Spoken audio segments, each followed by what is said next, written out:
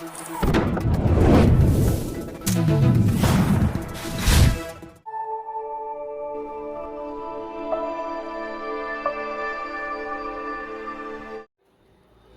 தமிழ் செய்திகள் வாசிப்பது நிஷா.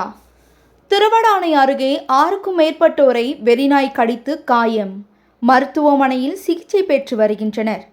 ராமநாதபுரம் மாவட்டம் திருவடானை தாலுகா எல்கே நகரில் அவ்வழியாக வந்த 6க்கும் மேற்பட்டோரை வெறிநாய் கடித்து குதறியதில் திருவடானை அரசு மருத்துவமனையில் சிகிச்சை பெற்று வருகின்றனர்.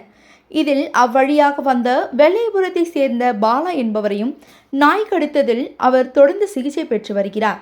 வெறி பிடித்த நாய் எல்கே நகரில் 2 பேரும், சமத்துவத்தில் 2 பேரும், பண்ணவயலில் ஒருவரும் என மொத்தம் 6 பேரை வெறிநாய் கடித்து குதறியதில் அப்பகுதி மக்கள் அச்சத்தில் உள்ளனர்.